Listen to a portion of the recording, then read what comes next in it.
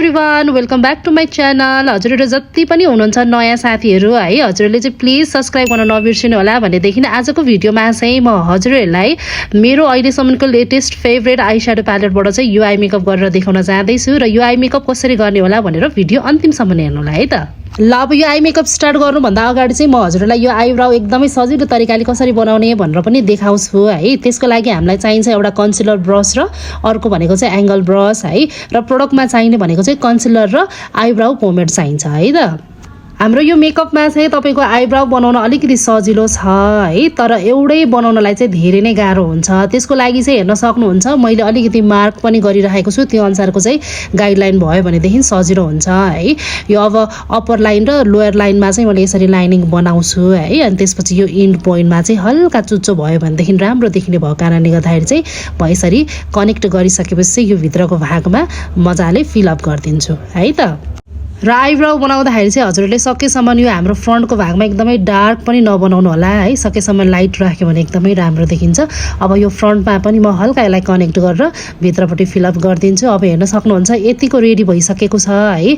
अब यसलाई क्लिन गर्नको लागि चाहिँ हजुरहरूले कन्सिलरले गर्न पनि मिल्छ, तर यो आई मेकअप प्र्याक्टिस बोर्डमा चाहिँ हजुरले ह्यान्डले नै यसरी रिमुभ गरेर टक्क लाइनिङ यसलाई फिनिसिङ दिनुभयो भनेदेखि चाहिँ एकदमै राम्रो फिनिसिङ आउँछ है त।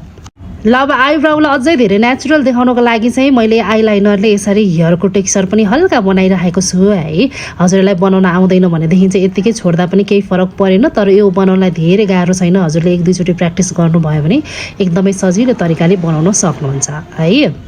ल अब हाम्रो आइब्राउ पनि लगभग रेडी भयो है। अब यो आई मेकअप चाहिँ अर्को साइडमा हजुरलाई एकदमै सजिलो तरिकाले गरेर देखाउँछु, भिडियो अन्तिमसम्म नै हेर्नु होला है।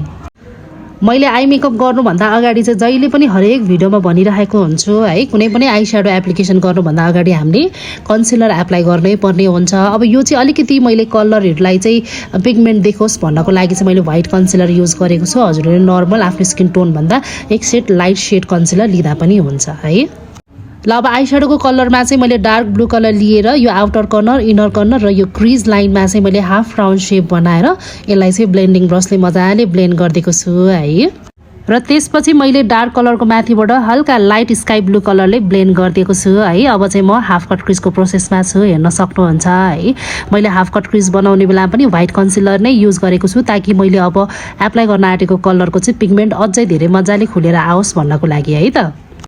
ल मेरो हाफ कट क्रिज पनि रेडी भइसकेको छ है। अब यसको भित्रबाट चाहिँ हामीले डाइरेक्ट सिमर लगाएर साइडमा ब्लेन्ड गरिदिइसकेपछि पनि एकदमै राम्रो देखिन्छ यो आई मेकअप। तर म आज चाहिँ हल्का ग्रिन कलरको सेम फ्यामिली कलर चाहिँ भित्र एप्लाई गर्न जाँदैछु है।